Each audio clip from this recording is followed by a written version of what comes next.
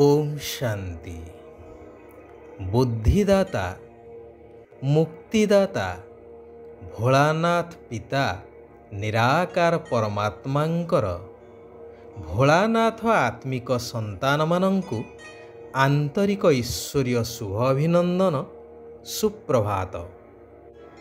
जड़े धनी व्यक्ति गोटे अंचल रहुथिले। दयालु स्वभावयुक्त दान धर्म रे सर्वदा तांकर मन थाए। तांकर तीनी पुओ समस्ते मध्य उपयुक्त थिले। शिक्षा दीक्षा स्वभाव सबुथिरे उत्तम थिले। बड़ पुअर विवाह उपयुक्त बयस हेबारु तार विवाह कराई देले। किछि दिन सबकिछि ठीक ठाक चलिला। धीरे धीरे पुओ बोहूंकर मानसिकतारे परिवर्तन लक्ष्य कले पिता। कारण बड़ पुओ भल सरकारी चाकरीटीए करिथिले एवं बोहू मध्य पारिवारिक प्रथा परंपरा सामाजिक विधि व्यवस्था ठारू मुक्त होई स्वच्छंदरे जीवन बितेइबार आशा रखुथिला। तेणु शेषरे सेमाने परिवार ठारू अलगा ही गले एवं धीरे धीरे परिवार ठारू संपर्क मध्य छिन्न करिदेले। कथारे अछि ना, खाली मन शैतानर घर। पति कर्मक्षेत्र को बाहरी जिबा परे पत्नी एकाकी रही नानादि व्यर्थ चिंतनर आदि हो गले। आधुनिकतार द्वाही देई पत्नी अन्य आधुनिका महिला मानक संस्पर्श रे आसी दिन को दिन आहुरी विपथगामी हेबारे लागिले। क्लब पार्टी आदि जीवाकू लागिले। सेथिपाई मध्य अधिक अर्थर आवश्यकता पड़िला। तेणु पति को सला सुतुरा करी अनीति बा दुर्नीति उपाय रे अर्थ रोजगार करैबा लोभ देखैले। पति मध्य पत्नीर मिठा मिठा कथारे भूली ठीक भूल रो विचार न करी दुर्नीति करने लगिले। चोर घर तो सबुदिन अंधार न थाए ना। दिने लांच नेउथिबा समय रे बाबू धरा पड़ी गले, जेल गले एवं चाकरी हरई बसिले। एणे अर्थर घोर अभाव एवं पति जेल रे। तेणु पत्नी किछि थलकूल न पाई परिवार को फेरी आसिले। हेले तांकर कार्यकलाप चालीचरणी आदि विषय रे सबु खबर पाई सारी थिले शाशुघर लोक। तेणु तांकु कुहागला, जदि तुमे एठारे रहिबाकु चाहुछ तेबे परिवारर नीति नियम प्रमाण रहिबा दरकार। अन्य मानक सहित अर्थात परिवार रे जो कर्मचारी माने अछंती सेमानंक सहित मिसी काम करिवा को पड़िबो। जेपरि वेतनभोगी कर्मचारीटीए। तुमर पति मध्य जेल रे अछंती, तांकु मुकुळेइबा को पड़िबो। सेथिपाई मध्य अर्थर आवश्यकता रहिछि। तुमे जदि एही कथारे राजी ताहाले तुमे एठारे रही पारो। एही कथा कहिबार अभिप्राय तांकर थिला कि तांको सुधारिबा पाई, पुनश्च ठीक बाट को आनिबा पाई। अनन्योपाय होई बहु शशुरंक कथारे राजी हेई अन्य कर्मचारी मानक सहित मिसी रोषेई आदि कार्य करिबाकू लागिले। एहाकू ही कुहा जाए भाग्यहीन। एते बड़ संपन्न व्यक्तिंकर पुओ बहु हेई तांको ठारू दूरे रही निजर भाग्य को निजे ही पदाघात करिबा एहा ठारू भाग्यहीन काहाकू आ कुहा जाई परिबो। वर्तमान दुनिया को जदि देखा जाए तेबे सारा दुनियार मध्य ठीक यही अवस्था।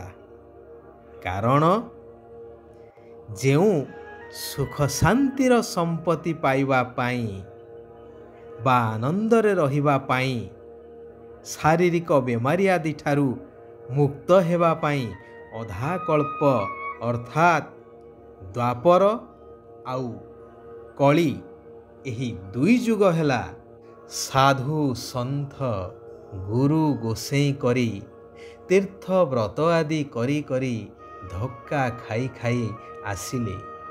ଆକୁଳରେ କେତେ ଡାକିଲେ, ଗଛ ମାଛ ପାଣି ପଥର ସମସ୍ତଙ୍କୁ ଭଗବାନ କହି ପୂଜି ଚାଲିଲେ। ଆଉ ଶେଷରେ ସେହି ସମ୍ପତ୍ତି ଦେବା ପାଇଁ ଯେତେବେଳେ ସ୍ୱୟଂ ଈଶ୍ୱର ପିତା ଆସି ଆମମାନଙ୍କୁ ତାଙ୍କର ସନ୍ତାନ ରୂପରେ ଗ୍ରହଣ କରିନେଲେ, ସେତେବେଳେ ଆମେମାନେ ସନ୍ତାନ ହୋଇ ପୁଣି ଏପରି ପିତାଙ୍କୁ ଛାଡ଼ପତ୍ର ଦେଇ ଦେଉଛୁ। ଅର୍ଥାତ୍ ପଞ୍ଚବିକାର ରୂପୀ ମାୟାର କବଳିତ ହୋଇ ସଂଶୟ ବୁଦ୍ଧି ହୋଇ ଭଗବାନଙ୍କର ଶ୍ରୀମତକୁ ଛାଡ଼ି ଉଚ୍ଚତର ସୋପାନକୁ ଚଢ଼ିବା ବଦଳରେ ବିଲକୁଲ ତଳକୁ ତଳକୁ ଖସି ଯାଉଛୁ। ଏହା ଦେଖି ଶିବ ବାବାଙ୍କୁ ଆଶ୍ଚର୍ଯ୍ୟ ମଧ୍ୟ ଲାଗୁଛି, କାରଣ ଏହା ଆଶ୍ଚର୍ଯ୍ୟର କଥା ନା। କିନ୍ତୁ ଯେଉଁମାନେ ଏଇ ପୁରୁଷୋତ୍ତମ କଲ୍ୟାଣକାରୀ ସଙ୍ଗମ ଯୁଗରେ ବାବାଙ୍କ ଦ୍ୱାରା ରଚାଯାଇଥିବା ରୁଦ୍ର ଜ୍ଞାନ ରୂପକ ଯଜ୍ଞର ଅନ୍ତରର ସହିତ ବହୁତ ଭଲ ଦାୟିତ୍ୱ ନେଇଥାନ୍ତି ବା ସେବା କରିଥାନ୍ତି ଏବଂ ସର୍ବଦା ଶ୍ରୀମତରେ ଚାଲି ବାବାଙ୍କର ଆଜ୍ଞାକାରୀ ହୋଇ ରହିଥାନ୍ତି, ସେମାନଙ୍କୁ ଶିବ ବାବାଙ୍କ ଦ୍ୱାରା ବହୁତ ଭଲ ଦକ୍ଷିଣା ମିଳିଥାଏ।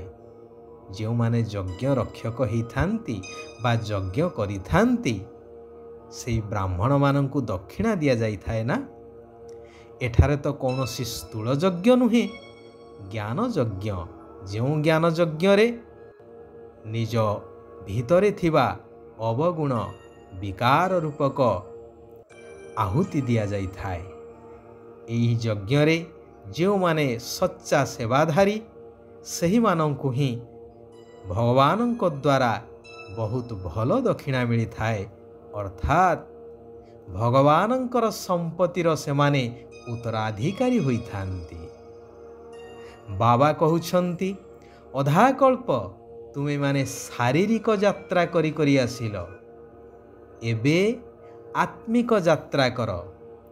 ନିଜକୁ ବିନ୍ଦୁ ଆତ୍ମା ନିଶ୍ଚୟ କରି ନିରାକାର ପରମାତ୍ମା ବିନ୍ଦୁକୁ ମନେ ପକାଇବା ଏବଂ ନିରାକାର ଦୁନିଆ ଅର୍ଥାତ୍ ନିଜସ୍ୱ ଆତ୍ମିକ ମୂଳ ଘରକୁ ମନେ ପକାଇବା, ଏହା ହିଁ ହେଉଛି ଆତ୍ମିକ ଯାତ୍ରା।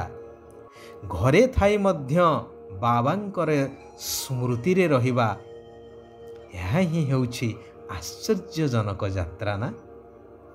ଶିବ ବାବା କହୁଛନ୍ତି, ଏହି ସମୟ ବହୁତ ମୂଲ୍ୟବାନ, ସେଥିପାଇଁ ଗୋଟିଏ ସେକେଣ୍ଡ ମଧ୍ୟ ବ୍ୟର୍ଥରେ ଯିବାକୁ ଦେବା ଅନୁଚିତ।